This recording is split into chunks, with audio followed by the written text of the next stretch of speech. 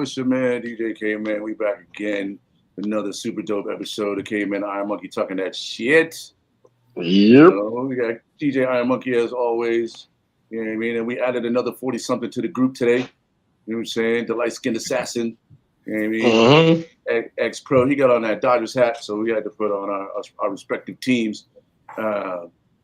Twin dad, you know what I mean? Super graphic artist, you know what I mean? You might have seen this shit on a train somewhere or the side of a building or a box truck or wherever else motherfuckers do graffiti. But you probably didn't because... They probably do.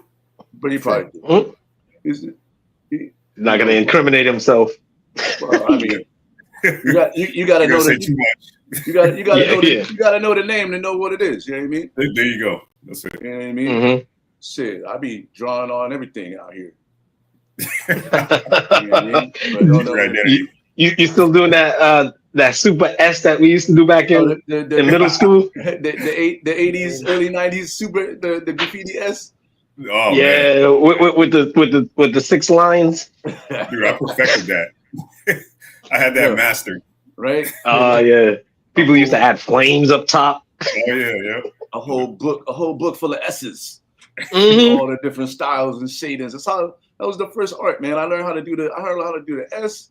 And when I was in like 1st or 2nd grade, the art teacher showed us how to do a parrot with with like a triangle and a square, and then you make a parrot and shit. Yeah. And then we did a helicopter, and those are the ones that I can always draw every time. Damn. Just from memory. Yeah. Like it just and mind you, I was gonna flex with the cube, the 3D cube. Oh, the 3D cube. Yeah. I remember that too, yeah. The 3D cube. I was gonna flex with that shit. I'm not making no parrots. No, me either. I was still doing my S. I was doing my S until like college. Yeah, real. Anyway, on the show today, man, we got the world famous Seren Robinson on the show. Welcome to the show, What's sir. up, everybody? Mm-hmm. Yep. You know what I mean? Shit, it's snowing out here in Michigan. You know what I mean? I can't even say I'm not technically in Detroit. So, you know, Where are you at? I'm in Livonia. I'm like 30 minutes, like 25 minutes. Well, actually, I'm lying. I'm literally like 15 minutes from Detroit city limits. I'm like 30 minutes. I was saying Dearborn for some reason. I don't know. Well, Dearborn, I work in Dearborn. That's why. Yeah, that's the route. That's the route. That's why I slang the packages and fulfill the daydreams of stay-at-home moms and nannies. Got you. But there's not that many nannies in Dearborn, but there's a lot of stay-at-home moms. And Muslims. And a lot of Muslims, yeah. Yeah, it's very Middle Eastern there. Oh yeah, for sure. Mm-hmm. The food is superb. I forgot how delicious shawarma was when you can get it perfectly done. So shout out to that. You know what I mean? Like everything is, man. Yeah, it's easy to go vegan around Muslims and Hindus. Yeah. You know, they have the best vegan shit, hands down. Oh yeah. Oh yeah, for sure. Yeah. Best grape leaves I ever had out here, and I don't even like grape leaves. Oh, yeah. I love grape leaves. I don't like grape leaves. It's not like a go-to for me, but like out here, I'll get them shits. Oh yeah, man, it's delicious. But yo, Seren, catch us up, man. What have you been up to since the last time you was on with us? Oh man, you know. Yeah, just trying to stay busy with art, man. Doing what I can. I ended up taking another job, so that kind of like, you know, slowed me down a little bit. But I'm starting to ramp up the process again. You know, the boys are getting big. Just trying to be a dad and do what I can, man. You know. Oh, yeah, man. Make money and pursue my goals. That's it. You know. Right. Christmas time must be tough with the twins because you can't get one or something, and you can't get the other one the same thing. I might need like 5 jobs to make it through this month. That's oh man. You know, my pockets are long. Yeah, you gotta have your sons like Bloods and Crips. You gotta get the same toy but in the different color. Oh, dude, yeah. Oh yeah. You know, so if you get the red, you gotta get the blue. Yeah, I feel like I have like 2 gangs in my house. It's like the Bloods and the Crips, you know, because every morning for real. Like, you took my toy. You took my toy, and it's just there, you know. So you got to buy a bunch of doubles. Yeah. The twin dad, right? Or the dad of twins. I always wondered, like, do you buy them the same things because they argue over the toys, or do you go out of your way to like I feel like if I had twins, I would buy them different shit on purpose. So maybe they'll share, you know what I mean? But also like to help them like have like some individuality, because you already know they're twins. They're already going to be connected in a certain way anyway. You know what I mean? Like, so we do that. We practice that. But so I went in with that expectation, like same thing as you, like buy them different things, you know, create their own personalities. But once you get into like the ages of 3 and 4, and they see the other one playing with that toy, it's beef. Like they want that toy. So now it's like, all right, I'm just gonna buy them the same thing to keep them from crashing out on each other, basically. So why not just buy them boxing gloves and let them fight? If it was up to me, they would. But this toy is the championship belt. You want it? Right. Put these gloves on. You know what I mean? And just bang it out in the bedroom real quick. You can tell Daryl's not a dad. Yeah, you can definitely. You can't leave them alone for 2 seconds. They'll be squabbling over every little thing. And then the other thing too is you got to be careful. Like, you try to buy them the same toy, but then next thing you know, one is more leaning towards G.I. Joe and the other one's more leaning towards Cobra. So now you got factions inside the house. You know, you buy G.I. Joe toys, but you don't want to play with Duke. The other one wants to play with what do you call it, Destro. It's like yeah, man. That's how it is. I'm building good guys and bad guys. Yeah, pretty much. That's how it is. But you can definitely see their personalities like starting to shape. You know what I mean? I feel like we're slowly getting past that buy them the same thing stage, and we're crossing into new territory. So, you know, it's pretty cool, man, to just see them develop. You know what I mean? Because this is all new to me too. Like I didn't know how twins would go. I've never been around twins. I don't know if you guys have, but like this is all new. Been around twins. I got kids. I ain't got twins. You got twins, yeah. Yep. Right? No, I mean we already know. I'm just an uncle, but but I don't know if you grew up with twins or anything like that. No, there's a few sets of twins in my family. Like a couple of my cousins have twins, and then Nadra had twin boys, but they're 16 now. You know what I mean? Like they got different likes and sports and all that shit. They do some of the same stuff, but then they do a lot of their own individual shit too. Gotcha. And I went to school with a couple sets of twins that were like completely different. Yeah. Too. Like you always get like I feel like you get like almost like the best of both worlds when you have twins, especially if they're like twin boys or twin girls. You get like you know. Do you feel like you got like the one evil twin, and then the one goody twin? You know what I mean? Like, the extra book smart, the extra book smart one, and the extra thug one. Yeah. I will say, like my son Miles is like I could see him being like an architect or something like that. Like he loves like building and putting puzzles together. He wants like more and more challenges. And then my other son Cal is like the athlete. Like he wants to like jump and run and play and do like athletic things. So you do see the differences, you know? Yeah, so it sounds like one likes structure, the other one likes the loose cannon kind of way. Yeah, a little bit. Yep. All right. One's gonna be bailing the other one out of jail. And, you know what I mean? Like, it's too early for that. Out of jail? It's too early. Hopefully not. And then, hopefully they're in a position to take care of each other. That's the only thing that matters. Yep. That's the only thing that matters as a parent. I just want to. You're gonna get that one knucklehead. I can finally kind of tell them apart too now, so that's helpful for me. You can tell them apart a little bit. Yeah, I feel like they have their stages, man. Like they'll start looking like each other again, and then they won't. It's weird. Yeah, I get it. If anything, I'm like, I was telling homegirl like how I kind of dated twins back in the day. How I kind of dated twins back in the day. It was weird. The whole dynamic was weird. Oh, dude, yeah, I can imagine, man. That must be weird. because the one that I initially started talking to, she only wanted to talk to me to get at this other girl I was talking to. So once I started talking to her, her goal was accomplished, and I was like, yeah, you know what, teamwork. I guess we made that happen, but what's the deal with your sister? She was like, she kind of like you. I'm like, I bet. So she kind of facilitated it too.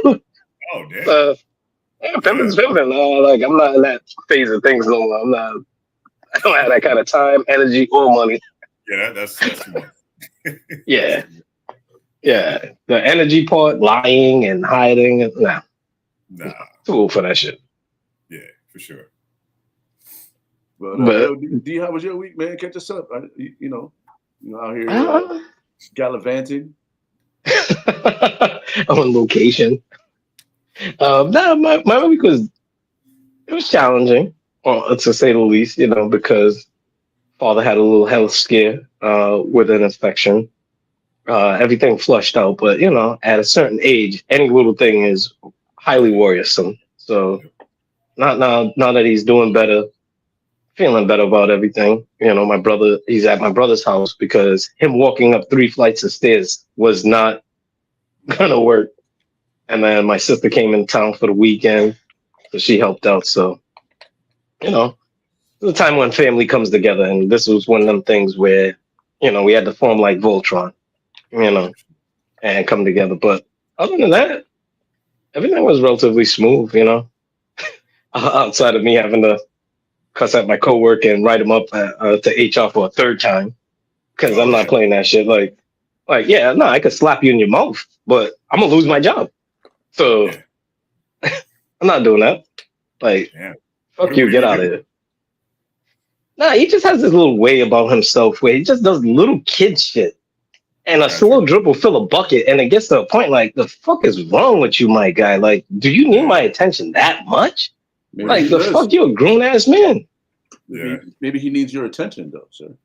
That's what I'm saying. That's what I'm saying. Branch, he's trying to reach out to you. Because the tipping point for me is somebody called and they left a message, right? He told me the message: take a box downstairs because somebody wants to take flowers home. Cool. I take the box downstairs, put it in their car, everything's cool. 5 minutes later, they call, and he says to me, hey, D, what's your problem? I thought I told you to take the box upstairs. I was like, nah, motherfucker, you didn't tell me to take shit upstairs, man. I had enough of your shit. Because, again, I was dealing with my father. Everything was kind of tenuous.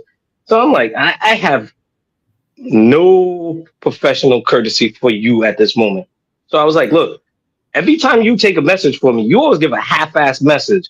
Don't take a message. Put them on hold and let me take the call because you do it all the time. The fuck you talking about? Fuck you, motherfucker. Let me go do what the fuck I gotta do. Just stay the fuck up. What do you want to do? Puffing up his chest, walking towards me. Like, the fuck out of here, man. Move on with your bitch ass. Damn. So. In his face, right? No, I didn't punch him. He kept trying to step to me afterwards. I'm like, the fuck out my face, man. The fuck you gonna do? You ain't gonna do shit with your fake ass. So. Yeah. True indeed. He ran to the supervisor, because he goes in work early all the time. So he runs to the supervisor, says how all of a sudden I start sweating. I'm like, come on, man. I'm not the type of person to just pop off on people. You've seen it. Right. All right. Out of the 8 years I've been working here, you've seen the fact that I'm not that guy. Right. But understand, he does little bitch shit, and I just had enough of it. You see it. You don't say nothing about it. I have to deal with it, and I've been quiet. Right. It's been 3 years since the last time I writ him up.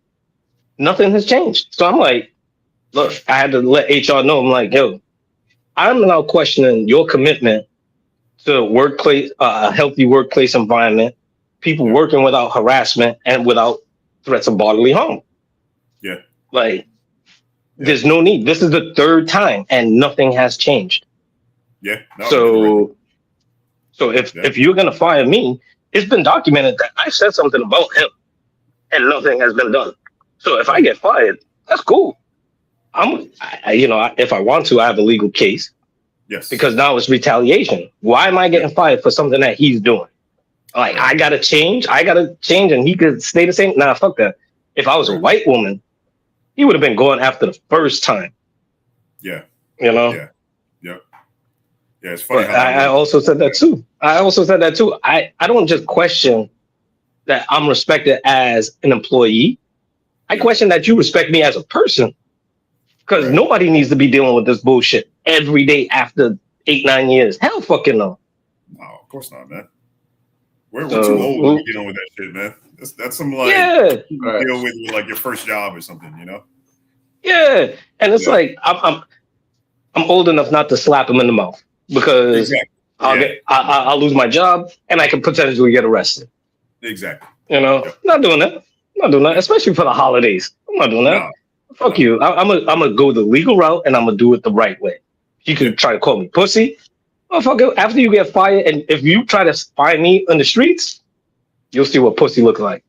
Exactly. You know, I hold a mirror up to you, bitch. But yeah, all that aside. How was your week, Daryl? It was a week. I live a life. Man, I don't even How was your week, Daryl?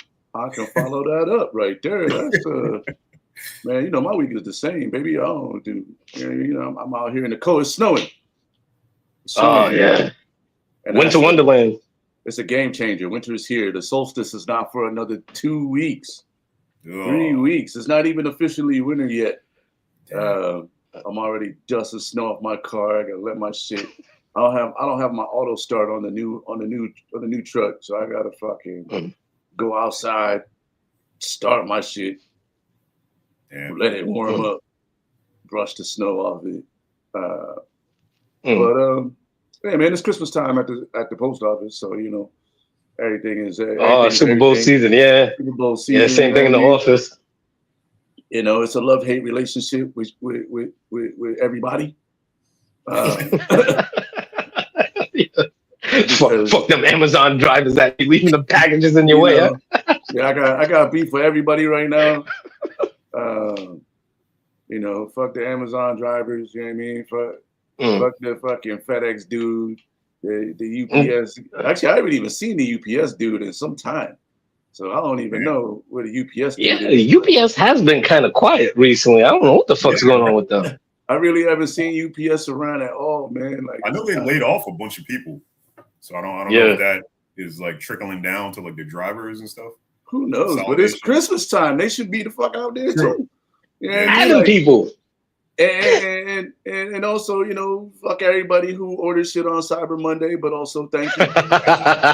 You know, it's all a trap. It's not really it's not a discount. Not a deal. It's really not, but it encourages people to order shit online, and it's a love-hate because you know that's job security for me. Yeah, for sure. So, exactly. Thanks, but also fuck y'all because nobody needs that many paper towels. You know what I mean? You know what I mean? No, paper towels. Yeah.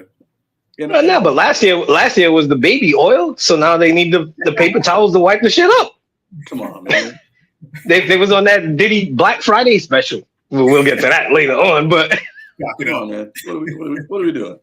But anyway, but also like you know what I mean. It's like it's a love. Like what I will say is this: please don't order fragile shit, and then. Because right now, like, I mean, if you got to order some fragile shit, man, and you got to send it, like, please make sure, if you send it yourself, make sure you put mad bubble wrap in there. You know what I mean? Yeah. And I'm not going to say that nobody cares about your shit, but, like, you know, I feel like every week I get a package, you know what I mean? And that shit shakes, and it's not supposed to. You know what I mean? So it's like, if you got shit that's, like, super fragile and shit, like, or you know, you put the insurance on it, is what I'll say. Yeah, you know what I mean? Sure. Yeah. Definitely send it, but put the insurance on it and maybe send it to your house first and then reship it better. Because like some of the shit that these people are using to ship your shit is like, I would never get some fragile shit from anybody. Like, because it's not even like glassware. It's not even the way that it gets handled in transit, right? Because that shit is just on conveyor belts everywhere. Yeah, you know what I mean? Getting jostled around in trucks. The shit drops. You know what I mean? Especially if it's like an awkward wait or slides around. You know what I mean? Last week, I talked about the dog food. You know what I mean? Like Amazon don't got the proper box for the dog food. You know what I mean? Like, so you think they got the proper box for your glass vase or whatever? You know what I mean? They're not, and but yeah, man, I don't know. Like that's the only thing I worry about because it's Christmas time. You know what I mean? Like you can't. Yeah. Sometimes by the time I get it, that shit is the box is crushed. Yeah. You know what I mean? Oh. And then we just gonna we just putting a sticker on it. Bow, your shit was broke. Here you go. Damn. You know what I mean? Like. And I'm a second-hand deliverer, so I get it from FedEx, I get it from Amazon, I get it from USPS. So if it's messed up and they don't put a label on it, they think I fucked it up. I'm like, nah, because if I see it, I tell them, I'm like, look, you need to put something on here to say that you gave it to me broken. If I don't got a label. So what I'll do is I'll take a picture of it and say, this is how I received it. Like I'll have them handing it to me. Like, nah, man, I'm not going on like that. No. Like again, especially in the corporate world, you gotta cover your ass. Like we scan it damaged, but it don't like especially like at this time of the year because people are sending shit. You know what I mean? Like bunch of shit in a box. They're sending care packages. The kids are in school. You know what I mean? It's Christmas time. They're sending like grandparents are sending gifts. You know what I mean? Like and some of those shits is mad sentimental, and the shit come out like. When I get a box and the shit look like it got stomped on by Donkey Kong and shit, and I'm like, damn, I hope these people ain't home when I got to deliver this shit. Try to slide it and run. Yeah. Rattling in there as you. It looks like we've been playing. It looks like we've been playing soccer with it in the office and shit, and it came that way. Yeah, right. It got fucked up on the truck or on the plane or on the whatever, and then you bought that shit at Target. Yeah, and Target ain't filling that. They don't got the right boxes for everything. You know what I mean? Like they're not sending it in a glass. Or what they try to do is they try to put everything in one box. So like they got your glassware and like the hammer and the bowling ball that you had in that same box. And the way that thing is, it's like that box is gonna turn over. Yep, that's true. You know what I mean? Like, so they're trying to condense boxes and keep the delivery guy from making multiple deliveries. So they pack everything in one box. And then I just feel like with delivery in general, like it's not a valued job. You know what I mean? So it's like as far as like the Amazon drivers and like dude, stuff you see the videos. They don't care. Yeah, you can watch the YouTube videos. They don't care, so they're just throwing your shit. They're putting it like in somebody else's house. They don't care, man. So shooting 3 balls from across the plant and shit. Yeah, because there's a dog in the yard. You don't want to deal with the dog, so you just go from distance. Get one of them presidential toilet roll things. Right. Downtown. But also, please stop only shoveling your walkway or your driveway to your side door because your mailman uses your front door. And I slipped down some stairs yesterday, and if there wasn't a banister for me to grab onto, I probably would have broke my fucking back. And generally, you know what I mean, like I would not deliver your mail. Like clear your stairs off because I'm not about to hurt myself. So just take care of your mailman, man. Put your light on and shit. You know what I mean? I promise you, like, we're not allowed to kick your packages up your fucking street and keep your dogs in the house. You know what I mean? Like, especially when you know they're not trained. Because I'm not especially when you know they're not trained. I'm not delivering your packages and getting bit in the ass. Like, you can come to the post office and pick your shit up. But that's just how I feel about it. But I mean, overall, you know what I mean? It was a good week, man. It's man. It's Christmas time, baby. It's a lot of stress. It's a lot of stress. We're like I feel like Black Santa Claus out there delivering gifts. They call you backdoor Santa, huh? That's still one of my favorite Christmas songs, though. Like, oh, we backdoor Santa. No, they don't. They don't call me that. I also don't respond. Maybe not to your face. Maybe not to your face, but okay. I don't respond to backdoor Santa. That's not. I don't even know.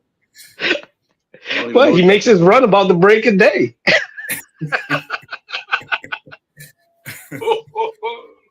Yeah, all the ladies love him. Hey. What you said that you yourself said that you deliver packages to suburban housewives and nannies. Yeah. So you delivering packages? Come on, backdoor Santa. I'm not using the back door though. You gotta use the side door because they don't shovel the front. Side piece Santa. Side piece Santa. Yeah. Side piece Santa.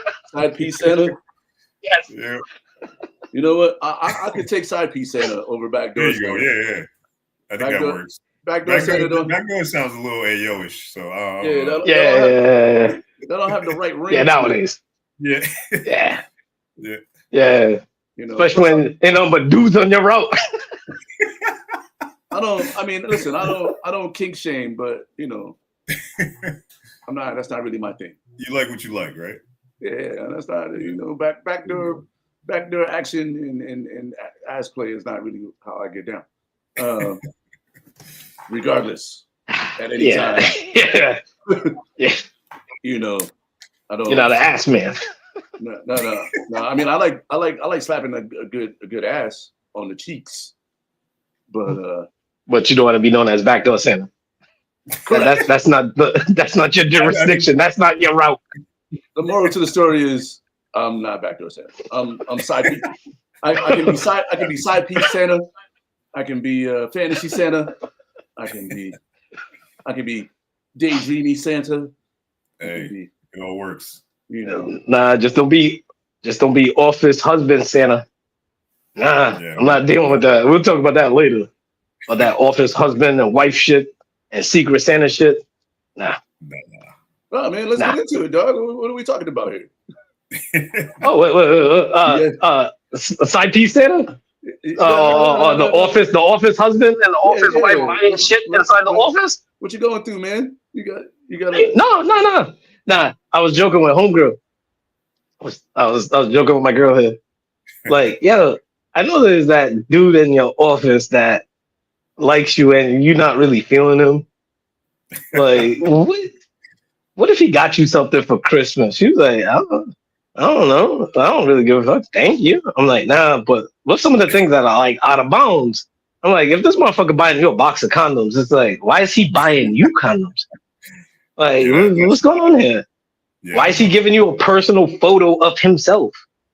Yep. Like, nah, man, Secret Santa, don't do that. Don't do that shit. No. Well, I mean, I don't work in an office, so what's the wildest shit you've seen as a Secret Santa gift? The wildest thing was as a dude, co-worker. He's a creep. He's just a creep. He's just an overall creep. He's just not a good guy. Right? But he ended up buying somebody, like, he delivered it to them, didn't put who it was from. So it was like, who got me this and who got me this, right? Like a cologne, not a cologne, but a perfume and something nice, all right? Mm-hmm. And like body scrub. But it's like, dude, like, if you're not cool with them, why keep it a secret, number one? Number two, like, I don't know. He's just a creep. It's just creepy about it all. It's like, and she got a boyfriend. So it's like, why do you invite her? But it's Secret Santa. It was no. He was a Secret Santa in regards to he bought it for her, gave it to her, didn't say who it was from. So for like a week or two that it was going around the office, I knew it was him because I saw that at his desk. I saw that he wrapped it up. I saw that he delivered it because it was on my floor that month. So he was on my floor. I'm like, what the fuck are you leaving on that desk? I just kept my mouth shut because I don't create office tension, but go to my super. And he's giving out gifts. I'm not that guy. If you come to me, I'll tell you. But I'm not going to actively. But that shit's just creepy. Yeah. It's just creepy. It's weird. Like, and she got a boyfriend. Yeah. You know, so it's like, why are you buying her cologne and body wash? Not cologne, perfume, because it's a woman. Usually, but talk more about the Secret Santa shit though. Like, do y'all do Secret Santa in your offices? Because we don't do it at the post office. We are secret. Nah, it's just dudes. Nah, Secret Santa is usually when there's like multiple females involved. But nah, it's just dudes. It's just 4 dudes in the office. Nah, we're not doing Secret Santa. They're not sentimental like that. Would it be out of bounds if your boss was like, "Hey, we're doing Secret Santa this year"? I mean, it's kind of tough. It's tough to do secret. I think it's weird because I might get him and he might get me. I'm gonna buy him a bunch of toilet paper via Amazon. Actually, it might be kind of U.S. mail. It might be kind of hard to do Secret Santa in the office with only 4 people because, like, everybody knows everybody. But that's true. And it's dudes. I always like Secret Santa. It's weird. Four dudes is weird, man. Listen, I like gifts, man. Shit, if it's a whole, what if it's like it could be like just a big ass office with mad dudes in it. You know what I mean? It could be like a car dealership. There's a lot of dudes. There's a lot of dudes on the sales floor. You know what I mean? But understand, dudes don't openly try to have Secret Santa with each other. You have to have at least 2 or 3 women in the office space to initiate it. He's totally right on that. That's totally right. Because like dudes, like as dudes, we don't do that. Yeah, I don't want to do Secret Santa. If dude, save my money for actual people I'm trying to give a good gift to. You know what I mean? Yeah, and I got kids. The fuck I'm buying you a present for? That's true.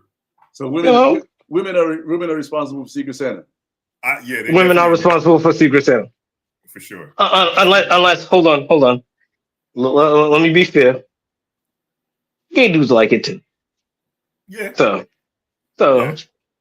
you have to have a fair amount of gay dudes, or like a gay dude and a woman. Or if you're at a job where everybody is making like really good money, and it's just like let's just you know what I mean, like a stockbroker or some shit like that. Yeah, hedge fund manager. Yeah, some shit. Yeah, you got money. You got $20 to burn. $20 is done. Oh, that's you spend $20 a day on coffee alone. Exactly.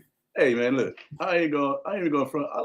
I don't ever initiate Secret Santa because fuck that. Mm-hmm. But like, if Secret Santa happens in my office, I kind of look forward to it because like, especially if it like. But the caveat to that is, I enjoy a Secret Santa that also has a Yankee swap at the end.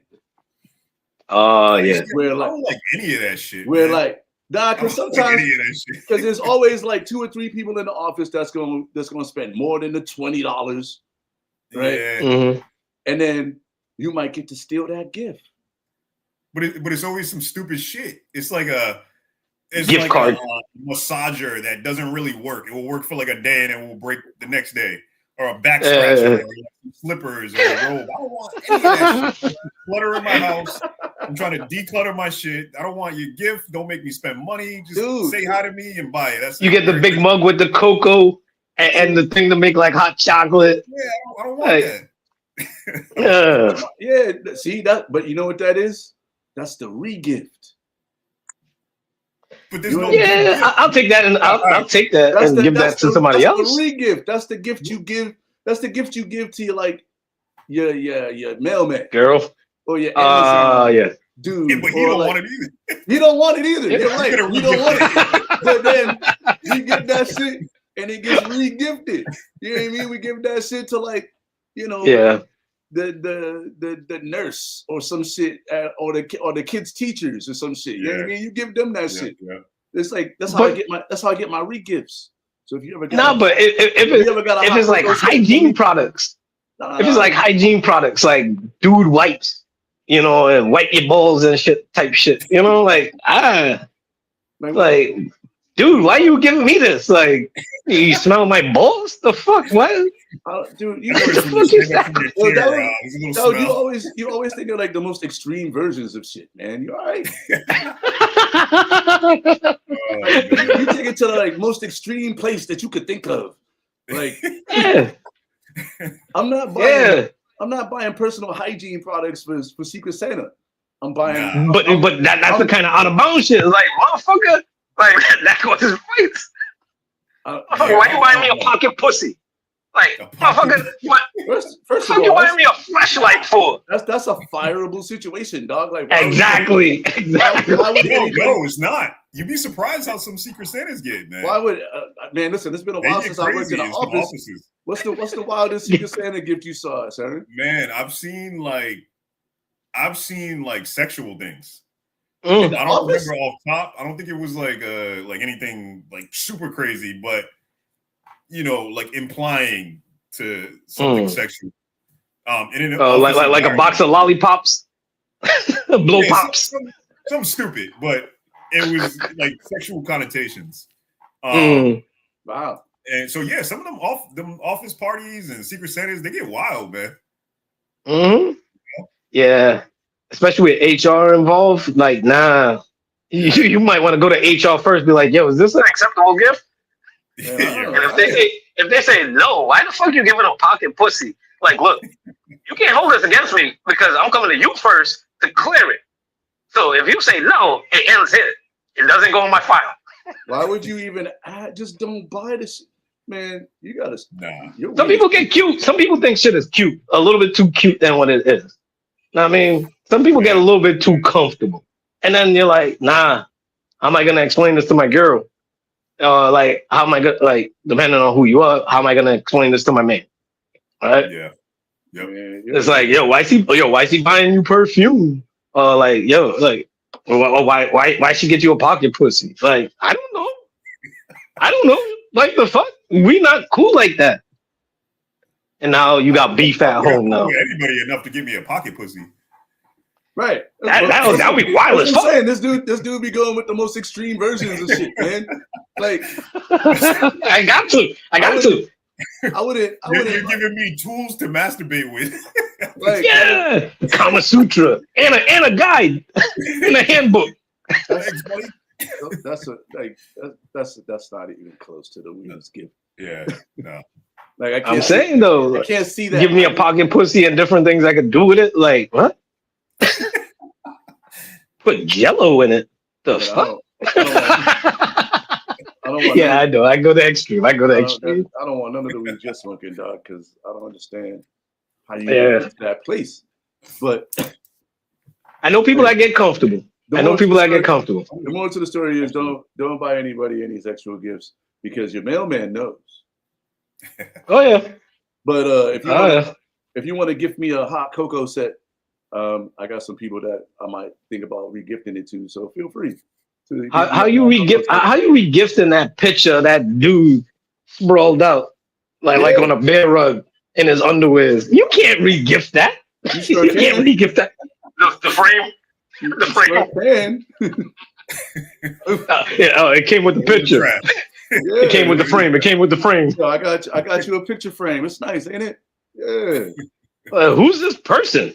Nah, don't worry about that. It came with the frame. It's the dude in the frame. You know what I mean? Like, you know how Target gets sometimes? There you go. Hey, technically you're not lying because it did come with the frame. Yeah. It's like you're not lying. Yeah. Like, yo, this is like dude you work with. It kind of look like him. I don't know if it's him or not, but it's yours. This is yours. No regift.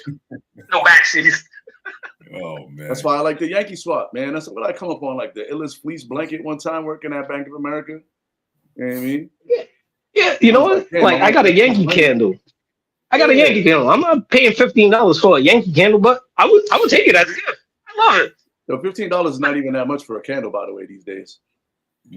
Candles especially if you get one of them teak and cedar wood ones. Candles are expensive as shit now, dog. Like, and they're made with soy wax. They're like $5 at the used to be Dollar Tree.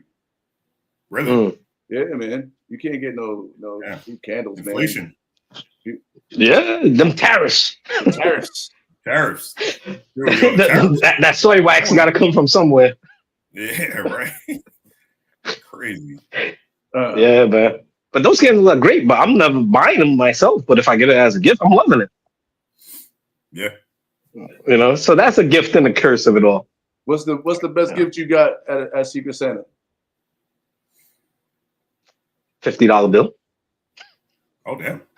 Even though it was a $20 limit, I was like, "Oh shit!" I was like, "Damn." So when I found out who it was, they was like, "Nah, you know, you took care of me during the year, so I figured, you know, I'll go a little bit overboard." And I was like, "Oh shit, man, I appreciate it." They was like, "Yeah, you know, because if I didn't get you, I would have still gave you the money on the side." So I was like, "Easy." So $50 is gold. That's right. You know, the most I got was 100, but that was that wasn't a Secret Santa gift. Gotcha. Sorry, You know? And this is in the office. This is in the office, right? Man, I can't even remember, dude. I don't even remember the last time we did Secret Santa. You gotta remember though, I was working from home for 5 years, so man, that means mean? your wife didn't give you a Secret Santa gift, dog. Oh, like outside. Nah, see, at that point, you're gonna have to call HR. You're gonna have to call HR on your wife, man, and be like, yo. At that point, if you get a pocket pussy, then it's like, what? Like, oh, thank you. It's only me and you. It's only me and you. So I know it's you. What you trying to tell me?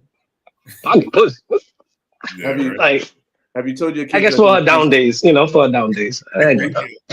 Have you told your kids that you're Santa yet? That I'm Santa? Yeah. Like telling them there's no Santa Claus? That's not what I said. I said, did you tell your kids I said, did you tell your kids that you're Santa? Because Santa is real. Santa is real. Santa's real, baby. Santa is but Santa is you. You're Santa. I'm Santa? The spirit of Santa lives on. Is this like a 5% thing where like the black man is God, the black man is Santa? Yeah. Know what I mean?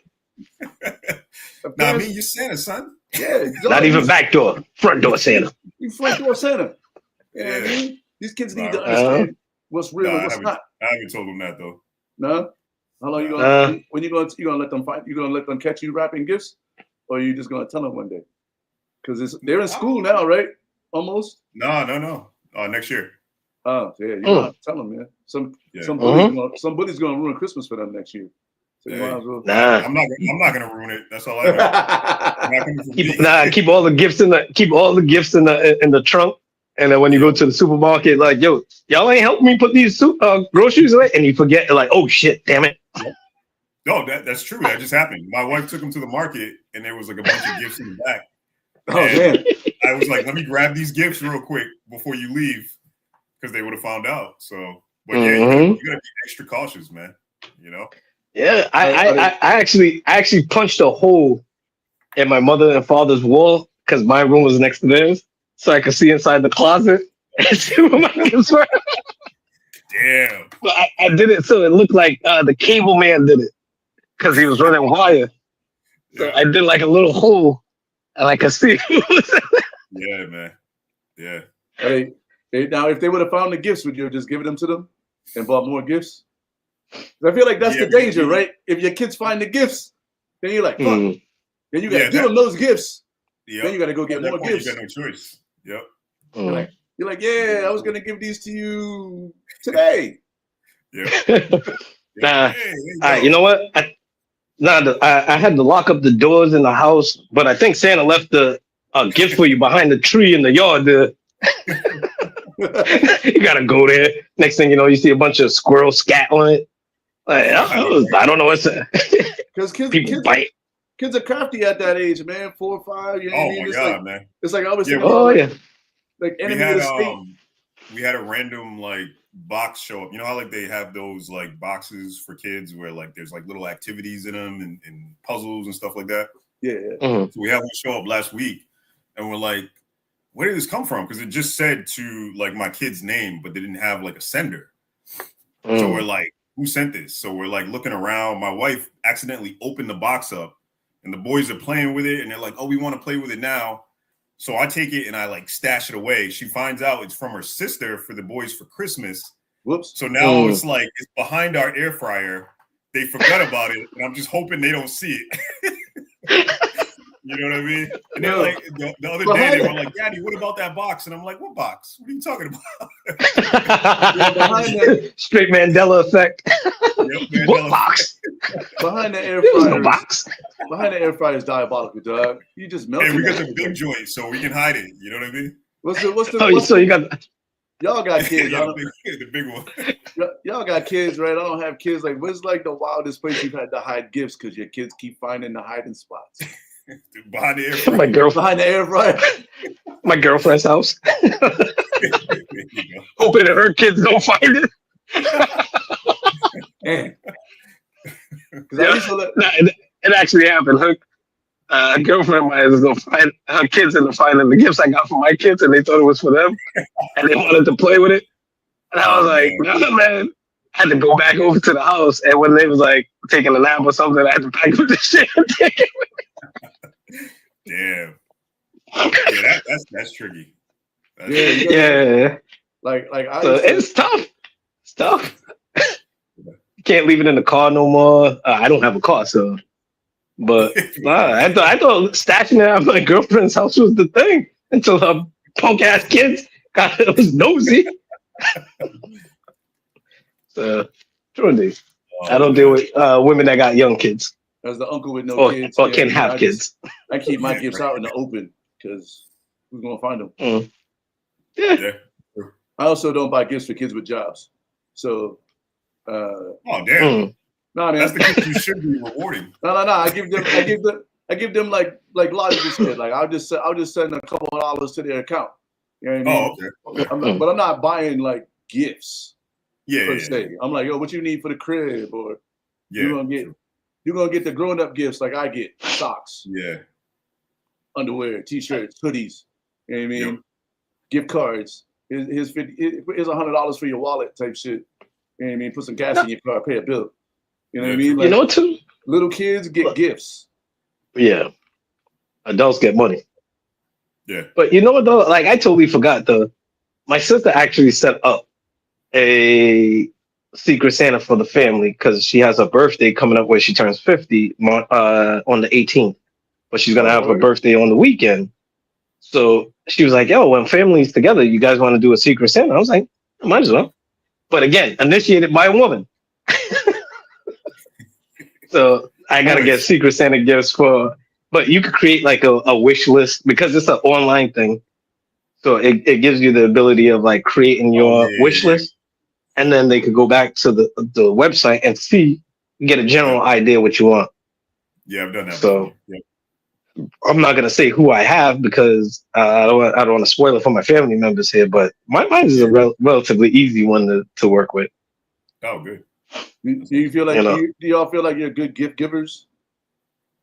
Yeah, I do. Yeah, I feel like I'm good. See, I'm more of a listener. Don't ask me for something directly, but I'll hear in conversation throughout the year, like you wanting like a doorbell, or you wanted something like, oh man, you go way back, huh? Yeah, like I'm paying. I'm just paying attention, so it's like it's the thought that counts. So I'm very thoughtful with my gifts. So it's like, all right. And then, I got to throw like a little monkey somewhere, a little teddy bear or a little figurine or something like that. I used to do Smurfs. I used to buy random Smurfs for people. And so I'll buy them a gift and then they'll come with like a Smurf. So if I thought they was a know-it-all, they would get Brainy Smurf. If it was a woman, it would be Smurfette. If it's an older person, it'll be Papa Smurf. It was just weird like that. It's just an add-on, a bonus. Yep. I just want to let the record. I just want to let the record reflect that I've never gotten a Smurf from this dude. I've known my entire life. I can't tell you the last time I really got you a gift. I don't really buy my friends gifts, to be very honest. I'm a horrible fan like that. Nah. Yeah, grown ass man, like, what are we doing, man? I bought you a beer. The fuck you talking about? Yeah, dudes. You came over. You smoked. That's your Christmas gift. I feel like that's more of a man thing too. Like dudes just don't buy each other gifts. Like that's very true. Women buy each other gifts all the time and shit. Like absolutely. Dudes be like, dudes don't buy. Dudes be like, oh, you want to go get some food? Yeah. They'll pick up the tab. You know what I mean? Yeah, pick up the tab. Yeah. But other than that, not because it's like, number one, you're not my kid and you're not my girl. What the fuck am I showering you with gifts for? Not just showering you. No. Even I might buy you one or two things. For us, it feels like I'm showering you with gifts. That's how it feels. Hey, you know what though? We gotta normalize just buy your friend a gift every once in a while, man. Yo, I agree with that. That's true. We should normalize that shit because like us as men, we gotta do more for each other. You know what I mean? Here's the thing. Here's how I look at it. Dude wipes. Pocket pussies. Pocket pussies all around. Yo, even if they're gag gifts, right? Because like gag gifts are still gifts. Like I bought Nigel a singing toothbrush one time, but it sang. It was a One Direction singing toothbrush. I bought him that shit. Oh man. Yeah. See, we were buying each other fucked up shit like that. Yeah, like, but it's still like, you know what I mean? Like, it's still like it's functional. Like, it's still a thought, though, you know what I mean? Like, we gotta. Yeah. It's okay. It's not, guys. It's not gay to buy your friends gifts. Yeah, you know what I mean? Because like, say it's you not. had like you had like a job interview or some shit, and I'm like, yo, let me grab my boy. I know he don't got like a good tie game or whatever. You know what I mean? Nah, I'm not buying him a tie. I'm just saying, like, if you had if I knew you didn't have like some of your friends don't got no suits. You know what I mean? Yeah, you gonna buy a suit? I might. Or cufflinks. If I like, step your game up, B. I'm here for you. I'm here for the glow up. Fashion. Well, I'm here for the glow up. I'm not gonna buy him a suit, but if I know he got like a nice shirt and he's going like for a real deal interview, I might throw him a tie. Nah. You know what I mean? Even if it's one. That's all about. Even if it's one out of my closet. You know what I mean? Like, yo, bro, I know okay. Not all gifts are purchased. You know what I mean? True. But it might be like, yo, I know. Okay, you're right. I know Seren don't. I'm not like. There's certain things I don't think that you should ever buy another person. Like you know what I mean? Like I'm not. Or at least your boys. Like I'm never buying you a pair of jeans. You know what I mean? Nah. Who you did? What if you're really into jeans? No, like, yo, these jeans are dope. If I'm a jean designer, you might get a package. You know what I mean? But I'm not going to fucking.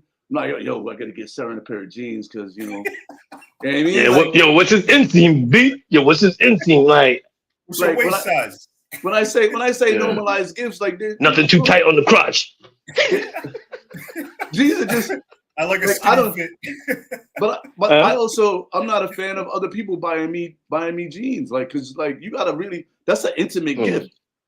You know what I mean? The only person that I don't wear jeans or pants in general, like that's an intimate gift. Like who knows? Like first, if somebody buys me a pair of jeans, first thing I'm asking is, yo, how do you know what size pants I wear? Because that's not shit. That's not common knowledge. They were snooping. That's a question that like I've known Daoud since the 6th grade. I have no idea what size clothes this man wears. It's just not a thing. If I had to guess, I would say medium. But but I do wear large. See, the medium will make me look large, but still. You know what I mean? Like, I don't know your shoe size. I'm probably never gonna buy you a pair of shoes. What I will do is give you money for some shoes, though. I'm not buying you underwears. Underwears is the baseline. Oh yeah, no underwear, no. Baseline. Don't buy me no underwears as a dude. No. Knowing that I'm straight, and then you want to buy me like some tiger print bikini briefs? Nah, nigga. The fuck? Damn, man. Yo, you can't be on my basketball team saying, good job slapping my ass. Oh, you wearing no underwear? No, what the fuck? Hey, man. Man. Listen. Yo, good bucket. Hey. Nah, we not friends no more at that point. What I want to say is, well, it was nice doing the podcast with you. When you get those Fenty drawers in the mail, I hope they fit. Have me looking like Borat with the little outfit and shit. No. Listen. Shout out to the person who bought me some Savage Fenty drawers once. It's probably the most comfortable pair of underwear I own. A dude? Oh yeah. And so, so when you get yours, let me know. Wait. A dude bought it? A dude bought you some Fendi Savage drawers? No, that's crazy. But that's what I'm saying. But I'm just saying, when you get the Fenty drawers, just let me know if they fit. Oh boy, I'm not letting you know shit. Return the sender. Burn the package. That's cool. Yeah. You can deliver your own package back to yourself, B.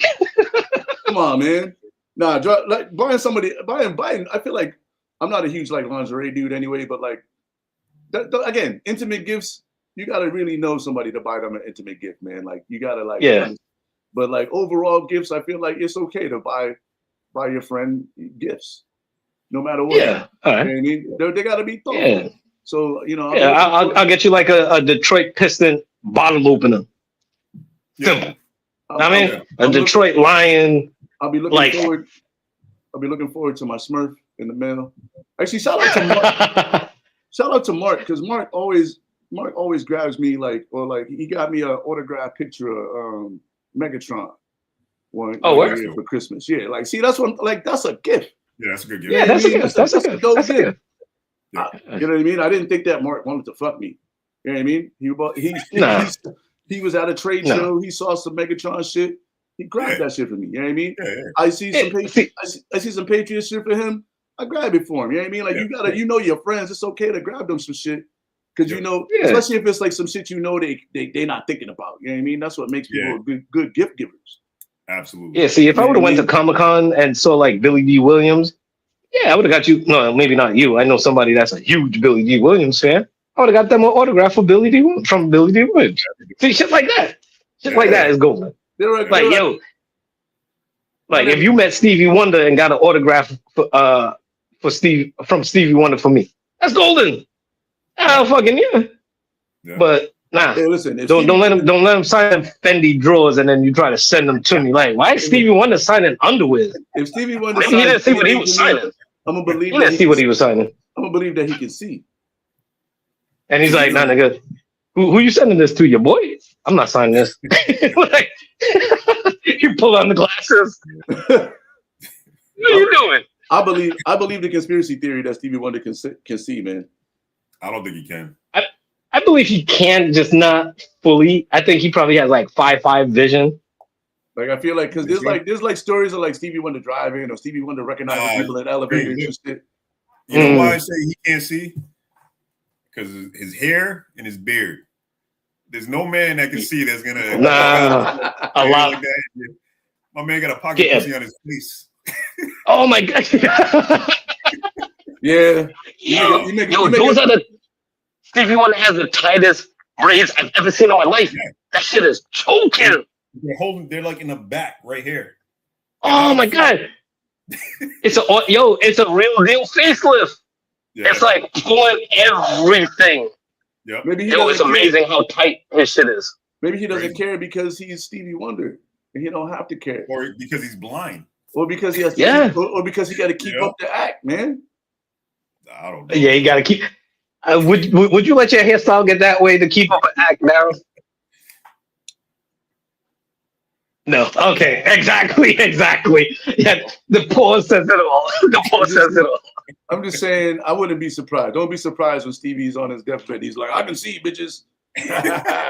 Nah, Stevie Wonder's the type of person to go, hey, Daryl, man, how you doing, man? I haven't seen you in a while. He's that kind of guy. Because he's well aware of his limitations and the little jokes that he likes to make. Like, he's a real deal jokester, though. Well, you got to think about it like this, right? Like, Stevie Wonder, he probably takes care of multiple people. His hairstylist, whoever's doing his beard. At some point, they want to say, hey, this don't look good, but they don't want to fuck up their income. So that's why he can't see. You know what I'm saying?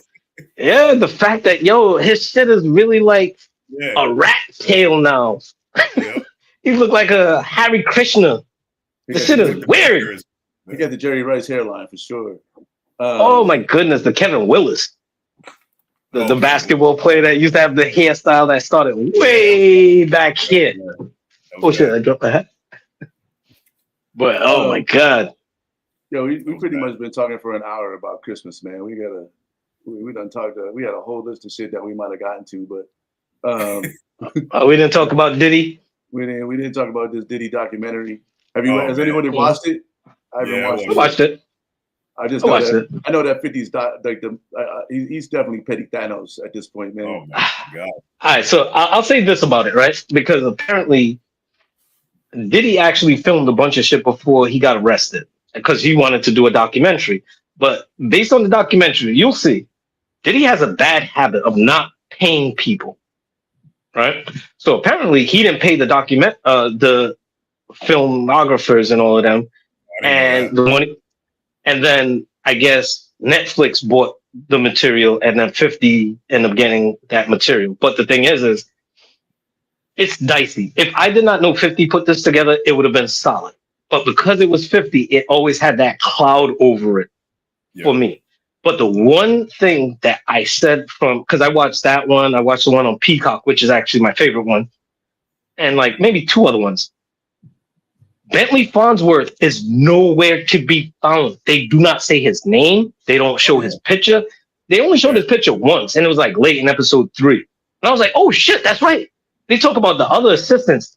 Nobody talks about him at all. No pictures, no videos. He was his assistant, right? Yeah, Bentley was the one holding the umbrella. The umbrella dude with all the videos and shit. Nowhere is Bentley Farnsworth. Nowhere. He's nowhere in any of these documentaries. Yeah. So either his NDA is solid or his lawyers are in hyperdrive because he was there. He's like married with kids and shit. He probably don't want nothing to do with it. But still, like other people's getting dragged into it that had nothing to do with it because Eric Sherman showed up in it, in the first episode, and they laid out because I knew about like Kim and how he got with Kim. I totally forgot about Misha, but then there's other people, But Bentley is nowhere to be seen in any of these documentaries, which is 100% amazing. All the footage that they have, like when Big got shot, they have footage of that. It was weird because somebody had a camcorder because there wasn't cell phones at that time like that. So somebody had a camcorder like filming the shit and they got footage of that. But nothing of Bentley Farnsworth. Maybe because Bentley was the original, he's Diddy's version of Ghislaine Maxwell. So he's like, yo, let me stay the fuck over here. When you watch it. Because Diddy Epstein, you know what I mean?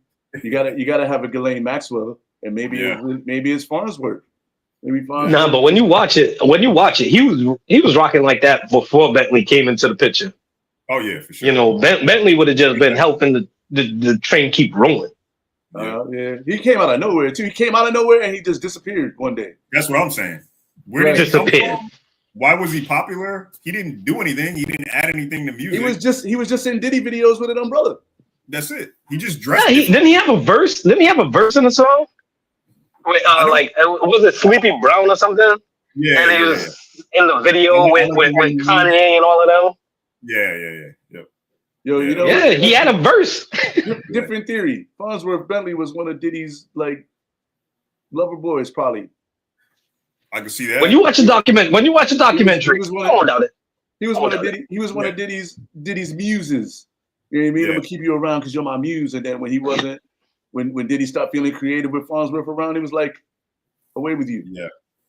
And I don't know, like his story is gonna be a very interesting one. Like when he talks, it would hit he's the one that would really keep Diddy in prison forever. But Diddy wasn't charged with those things.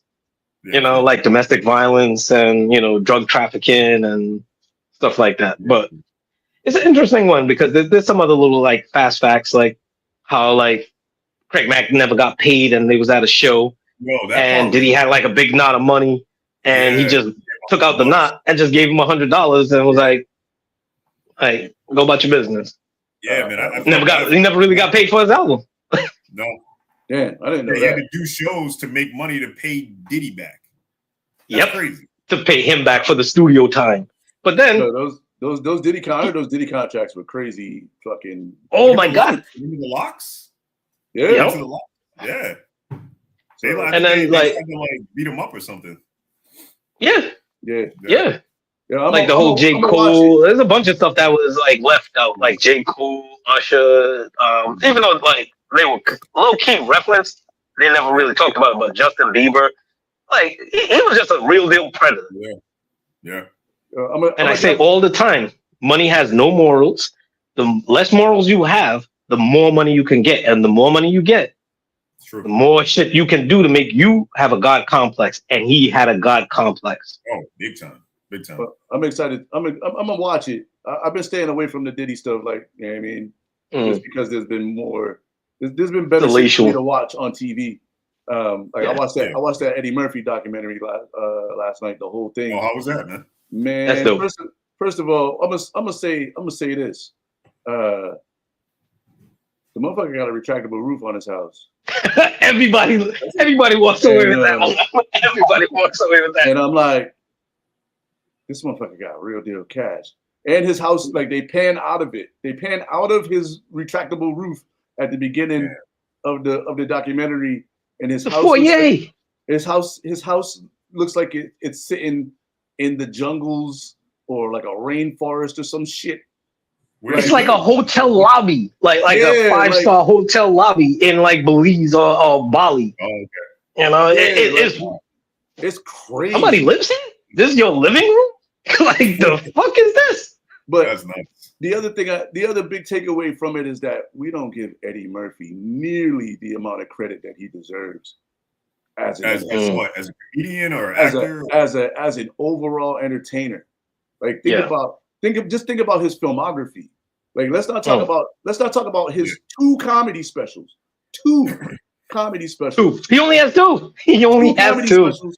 Yeah. And then he walked away from comedy because he was getting too recognized and couldn't do comedy because people wanted to laugh. It was like too much force for him. And then he has a #1 single with Party All the Time. Party All the Time, yeah.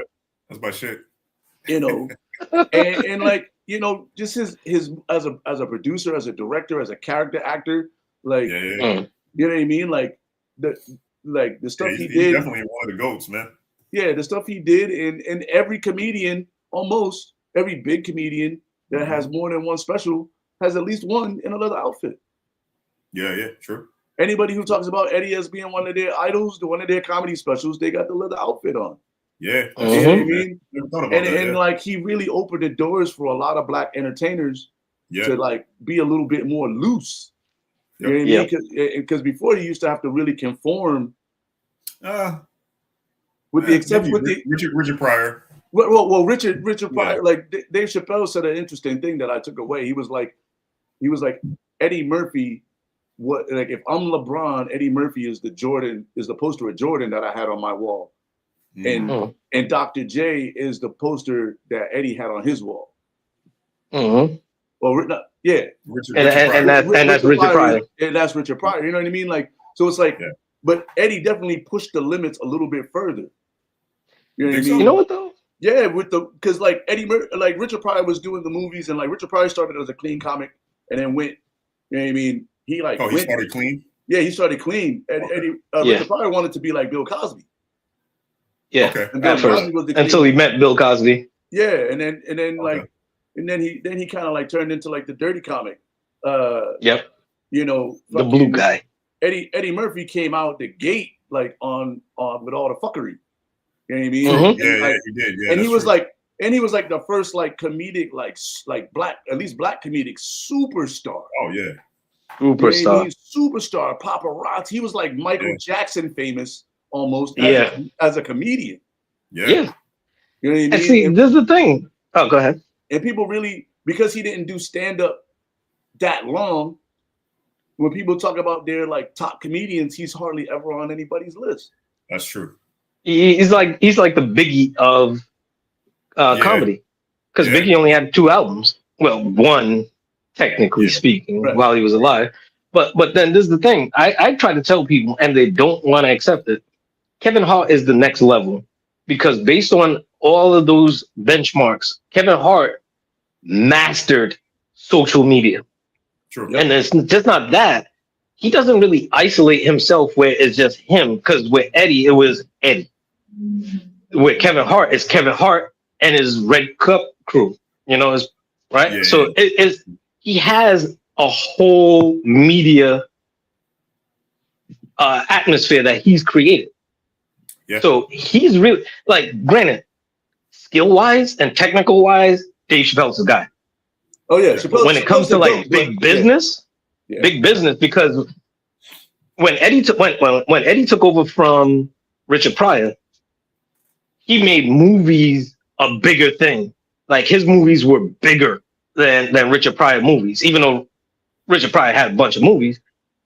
Like he just took it to the next step up. So after Eddie, who's people say Chris Rock, you know, people like that, and they dabble with media, but nah, I still believe it's Kevin Hart. Kevin Hart's about to be a billionaire.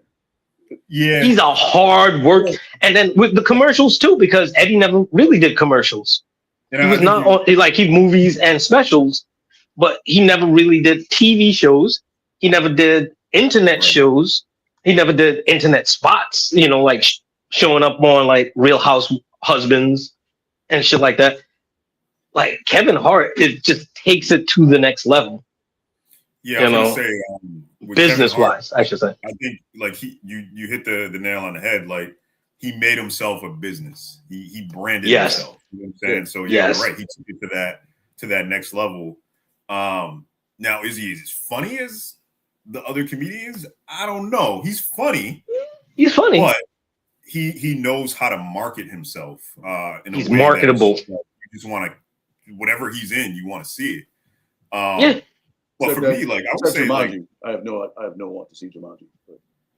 What's up? The new Jumanji. Yeah, it's good. It's good for what it is. But I would say, it's different from the first one, but it's good for what it is. Chris Rock to me felt like that next, because when he did what was it, Bring the Pain? Mm-hmm. Like that shit like blew my mind, man. Oh yeah. Like the big piece of chicken. Oh no, is that bigger or blacker?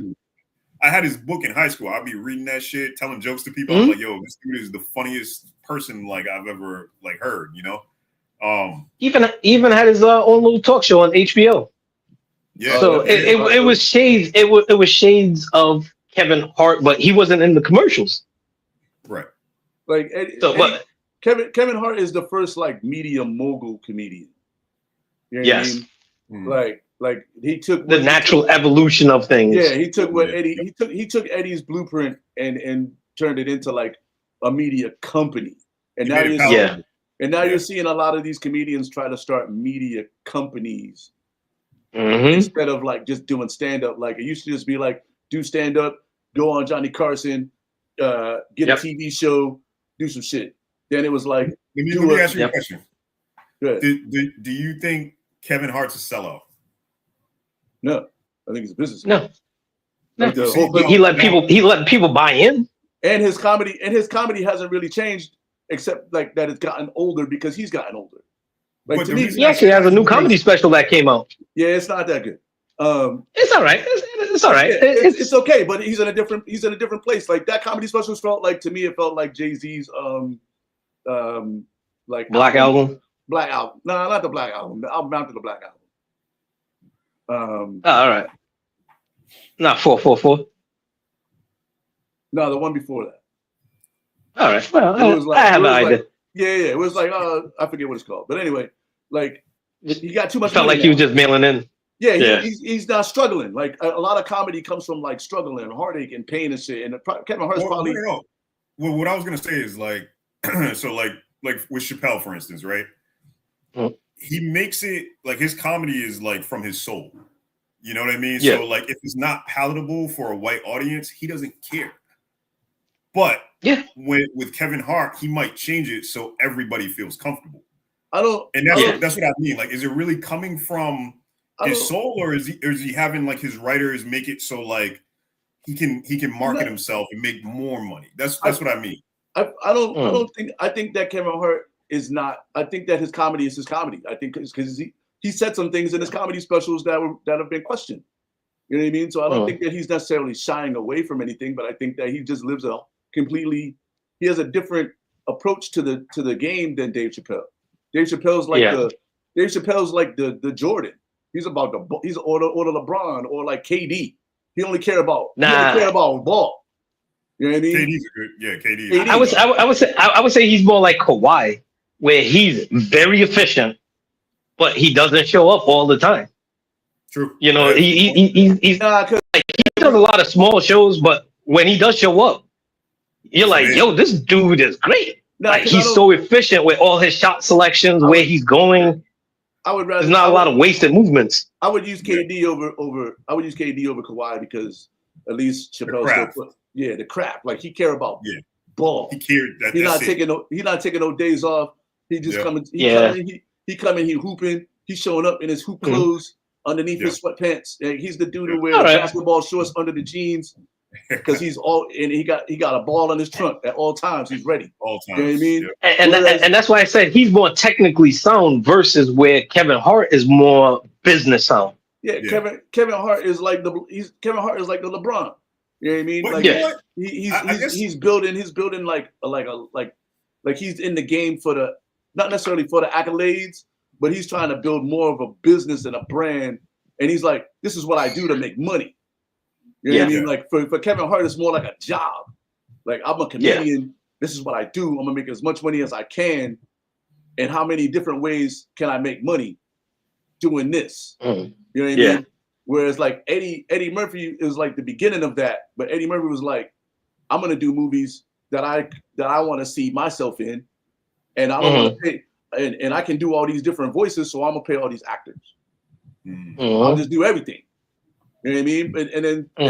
And then but he's also like he was one of those dudes like the movies he has, like the comedic spaces that he's in, you know, you haven't been able to like people haven't really been able to recreate those because of whatever. You know what I mean? But like the first like romantic comedies like Boomerang and shit like that. Like nobody was doing that shit before Eddie. And nobody's really done it the same way since Eddie. You know what I mean? And then like, you know, he's got, you know, the Nutty Professor and you know Norbit. I still haven't watched that movie yet. Really? Yeah, oh man, you gotta watch Norbit, dog. This is fucking hilarious, dog. Bowfinger, you know what I mean? Like he's done so many. Like, and then, but you see, like the thing that I realized with Eddie versus Kevin Hart, there's no small role for Kevin Hart because he'll be in the movie like this is the end where he's just in there for like 5 minutes and then he dies. He does shit like that, but with Eddie, it had to be like an event that Eddie's in the movie. Kevin Hart is like sometimes he's cool with just being a throwaway or just an add-on. That's true. You know why he's okay with being a throwaway? Because he's producing the movies and he don't give a fuck. He's gonna make money regardless of whether he's in it, and he knows that if his name's on the bill, that's the difference, right? Like Eddie was the. I don't even think he was in the bill in that movie. No, he was just one of those weird guys like him and Rihanna. But it's like but also like if you watch the documentary, you know Eddie's he's not that outgoing of a guy. He'd rather be at home. Yeah. You know what I mean? So that he's not really a networker. That's why it was such a big deal when he went back to Saturday Night Live and like didn't big time anybody. Exactly. He just went that was his throwaway role. Let me go back and do these skits and fucking participate. But he's still the main character though. It's the focus. He's the main focus. Oh, he's Eddie fucking Murphy, dog. Where the fuck can he? Exactly. And that's the thing. He's Eddie motherfucking Murphy versus this is Kevin Hart. And Kevin Hart, he doesn't have to be in the building. And you're watching the movie, you're like, oh, a TV show, and he just pops up. I think it was like Party Down, right? Some shit like that. And I was watching it, and he just shows up. I'm like, what the fuck? Kevin Hart, like, he's that guy. Kevin Hart has taken a lot away from like guys like Adam Sandler. Yeah. You know what I mean? He's more on that level of comedian. They're business comedians. True. And if they can show up to the movie and then people will walk away from that movie, oh, Kevin Hart was in that shit. More people might go see that shit. You know what I mean? He's a name and he keeps his boys close. He keeps his circle close and he puts his circle on everything. So it's good for him to pop up. And now because he owns a lot of the stuff that he's doing, it's easy for him to just show up. He's already getting paid regardless. So he can just pop in and he does a lot of stuff for people that he just likes. Like what's his name? What's the kid's name? That the streamer kid, Kai Cenat. He just likes that kid. See? So he likes that kid, so he shows up. But Eddie's not doing any of that. See, that's the difference where Eddie's also like Kevin feels more grounded, like 70s or something. Yeah, let's not forget that Eddie Murphy's also like almost 70. And no, but Eddie always felt like he was like a star in the sky, like out there. But Kevin seems more accessible, like you could touch him. Like he feels like that's the one of your boys smoking, and then he goes out and does a show. He has that more kind of feel to him. That's the difference between Jordan and LeBron. True. Yeah. That's a good point. Or KD and LeBron. KD just care about ball, dog. I don't want to go to the club. Yeah, if anything, Chappelle feels more accessible. Yeah. You know what I mean? Like he feels like he go smoke a stogie with you or something. Because whenever Chappelle comes to Rhode Island, he goes to the reggae night. Yeah, there you go. Mm-hmm. Yeah, Kevin Hart feels like I don't like you can't get close to him. Like he'd have a team of bodyguards and be like, nope. Yeah. Yeah, you just see a bunch of like 5, 10 big niggas and like who they guarding? Like you looking like who's this? And then you just see this little dude amongst all of them. Yeah, you know, like I'm gonna hire security one weekend just to see what it feels like. Oh, man, yeah, you do that. Do that for your birthday. See how that works. I'm gonna just hire security. I'm gonna just hire some big dude and be like, yo. Matter of fact, I'm gonna call my cousin because he's like 6'8". I'm gonna be like, yo, cuz, yo, just walk around with me. Don't let nobody talk to me. And I'm gonna take care of you. Just to see you gotta give him a classic name like Snooki. Yo, Snooki, stomp this motherfucker. No, I don't want to. Snooki, who's Snooki? I just don't want him to let. I'm like, yo, don't let nobody get close to me. Like, I just want to see if I can just gather a crowd. Because you know, like when you see somebody, it's like just walking, you don't know who they are, but they got security. Now everybody want to know. It's like the long line at the club when they ain't nobody inside yet. When they used to just hold lines. You know what I mean? It's like, yo, who is this dude? You know what I mean? Why he got security? You know what I mean? And I'm gonna just go walk through like Target or some shit and fucking. Yeah. But anyway, it's like when I met Wesley Snipes and his bodyguard kept going, Mr. Wesley don't take pictures. I'm like, I'm not taking pictures. I work here. Like I gotta get to the bathroom. Mr. Wesley don't take pictures. Before we get out of here, we definitely gotta talk about our movie review. All right. We're running long today, but that's fine because sometimes we get to run long. It's the holidays. It's the holidays. It's the holiday episodes and shit. But anyway, the movie choice this week, man, and I didn't even realize that we would be already in December, or I would have chosen a different movie, but it would have been more Christmas themed at least. But I can see that. This week the movie was Underworld. Kate Beckinsale, Scott Speedman. It's like one of like the 6 movies he did. He's mostly a TV guy. He's on that show Animal Kingdom, which is really good. If you haven't seen it, watch it. You know, vampires versus werewolves, the age-old situation. But like, you know, in this case, the vampires had weapons, and shit was pretty dope. From an action, I had never seen a vampire movie like it, and I haven't really seen a vampire movie like it since. They've tried like with like Van Helsing, and like other movies. What's the one that Twilight? But they didn't have. I think I arguably this is the best of the vampire movies to me. Besides like the Interview with the Vampire and Lost Boys. I think it's better than Lost Boys and maybe like the first Blade. What about Bram Stoker's Dracula? With Keanu Reeves and Winona Ryder. That was my shit. To me, I think that was the best. I'm not really a vampire movie kind of guy, so I don't know. To me, if it's better than Interview with the Vampire. Interview with the Vampire was really good. But it's definitely Bram Stoker's is definitely like, you know, it's a classic top 5. You know what I mean? But as far as like, I don't know. I'd probably put it like 4. If I had to.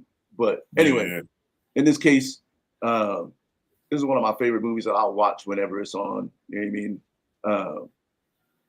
Just from like the special effects are super dope in it. You know what I mean? The cinematography, the way they shot some of the scenes, their ability to shoot like very dark scenes, but they were very well lit, if that makes sense. Yeah. Like the backgrounds were all dark, but you didn't have a hard time seeing.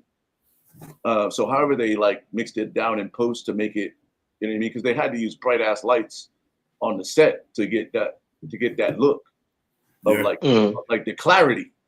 You know what I mean? And on a dark set, it requires a lot of light. So however they mixed it down, it still felt like it was dark.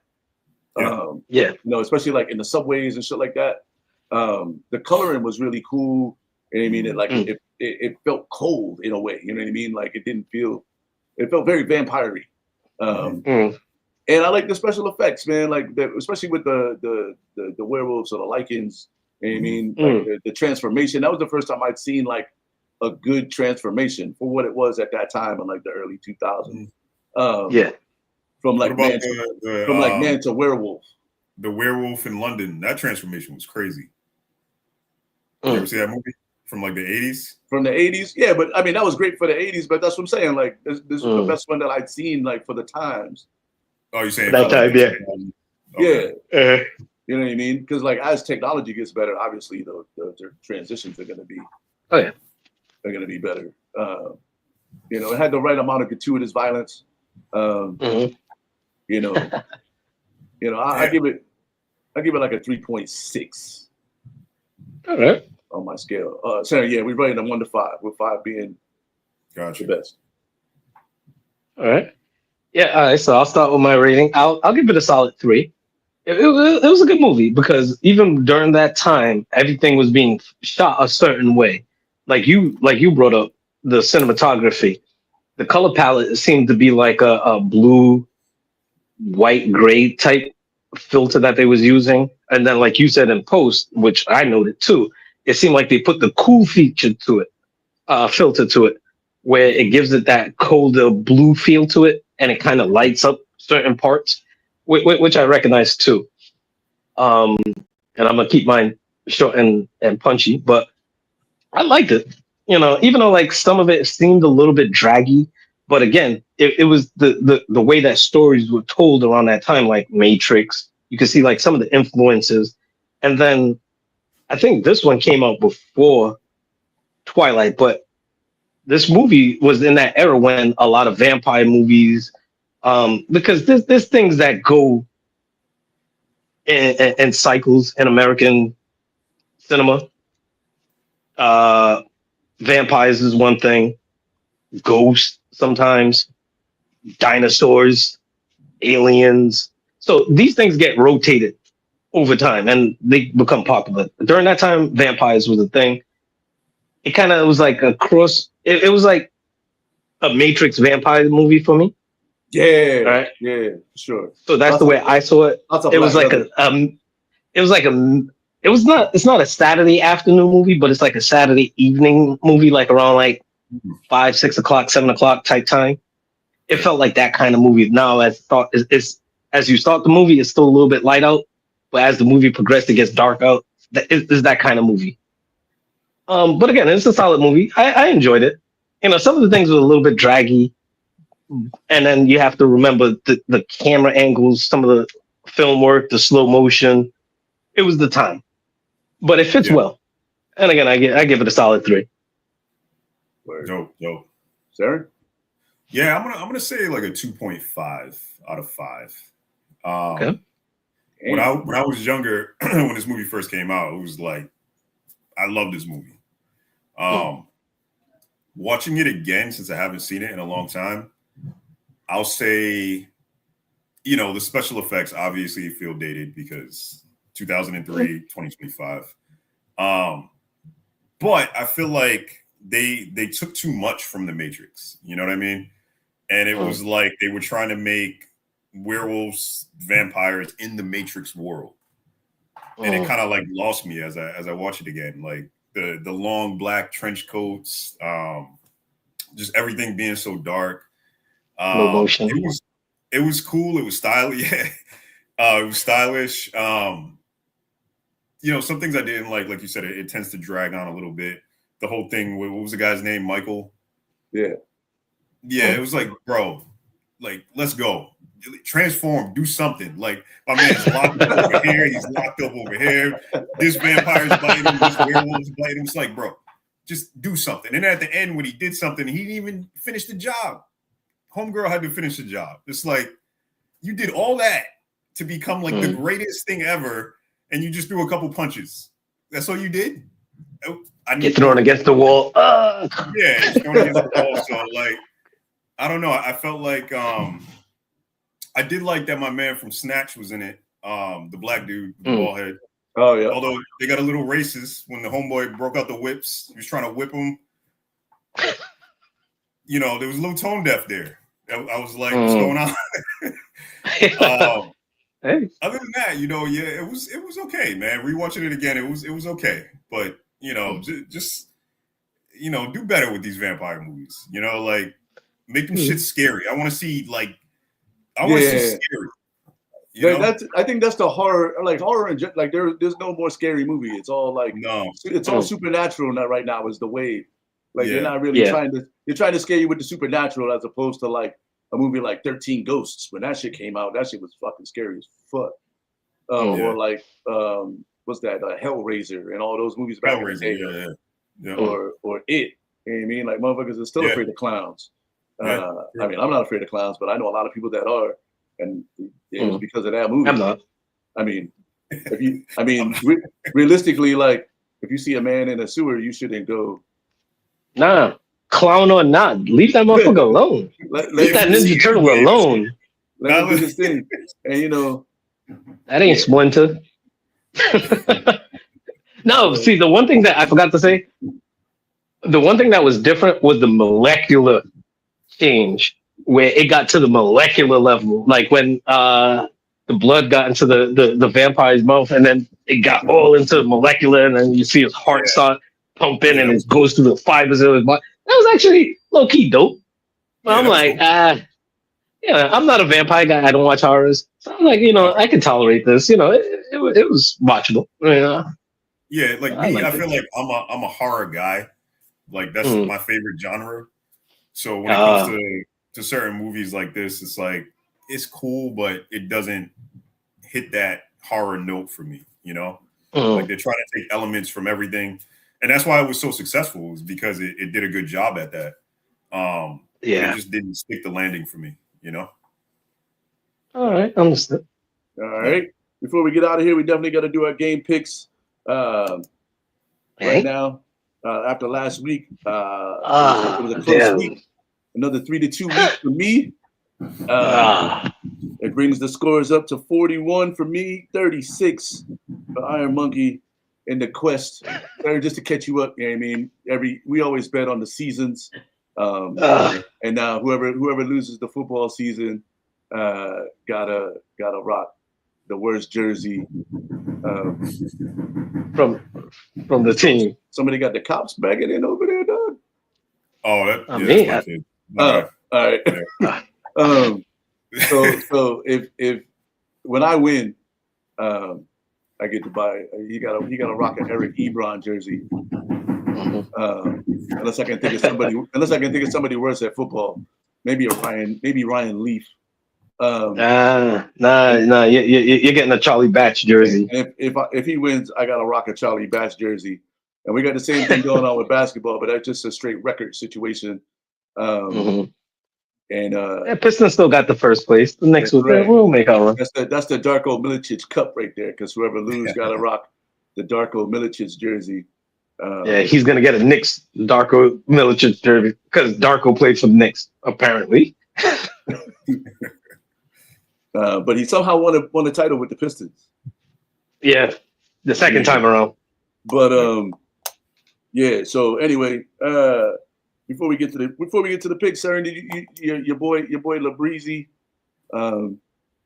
his broke the streak, 18-year streak of scoring at least 10 points in a game. That shit is crazy.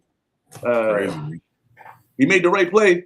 He did. But he probably should have tried to dunk that shit. But I mean, he's also 65 years old. Yeah, I'm like, he's not doing that. The Delroy Lindo of the league. Listen, we all know I'm not the biggest LeBron fan, but I didn't know that streak was like that. That was a crazy streak. That is a crazy streak. So for real. 18 years. Nobody's breaking that. No. That could go on the list of like unbreakable records, I think. Yeah, absolutely. Oh yeah. So shout out to LeBron for, making the 18 right 18 years is madness. People don't even make 12 years in the league. Sacrificing his streak for the win. And that's the Lakers look good. My stomach hurts now saying nice shit about LeBron, but the Grinch got to you, huh? Your heart's growing a couple of sizes larger. Yeah. The ghosts of hater past came and visited me, and so now this is Anyway, Game 1, Steelers Ravens. Who you going with? Are you sticking with your team, or are you going with the rival? I'm going with the Ravens. I'm telling you right now. You got to go with the Ravens. Hold on, got to get my hat. Going with the Steelers, baby. Yeah, my hat fell behind the couch. Yeah, Steelers. All right. Week 14 trash game of the week. Oh boy. Titans versus the Browns. Oh God damn it! Hey yo, Cam Ward, fantasy wise, I don't think this dude scored higher than 15 points all year long in fantasy football. I'm going with Shador Sanders on this one if he gets to play. Yeah, I'm going with the Browns because they got the better defense, man. Myles Garrett just like throwing people out of the fucking arena. Yeah, he's going for that sack record for sure. And he hasn't got defensive player of the year of the week yet. What? That's just weird. He had like 4 sacks a couple weeks ago. That's crazy. And they gave it to somebody else. I don't know what it is. Like they refused to give him defensive player of the week. The Myles Garrett hate is real. Yeah, he needs to get out of Cleveland.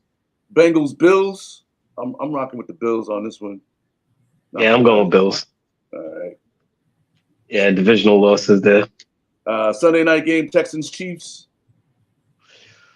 Texans, Chiefs. Oof. This one's going to be a tough one because Texans got that defense, but the Chiefs they got they're on a slide. They're on a win to go home at this point.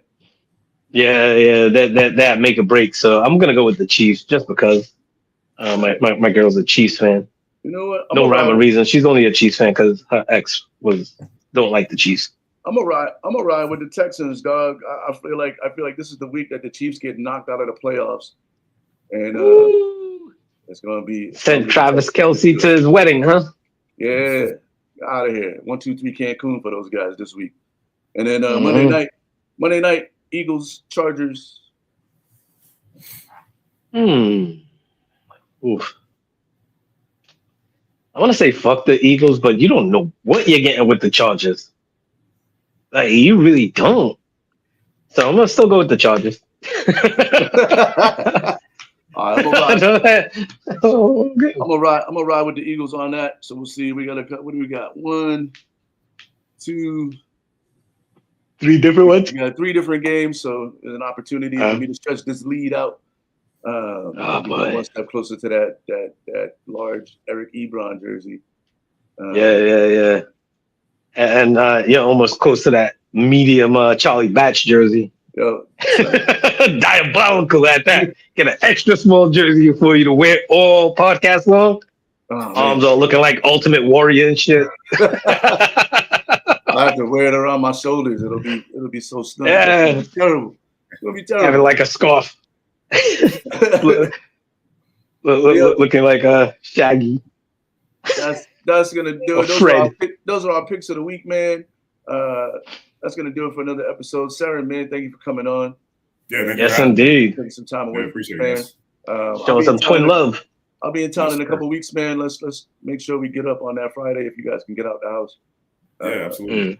But make sure you follow us on all the socials. Thanks for everybody in the chat, rocking with us every week, man. Hit the bell or just screenshot the little QR code up there at the top, man, and follow us.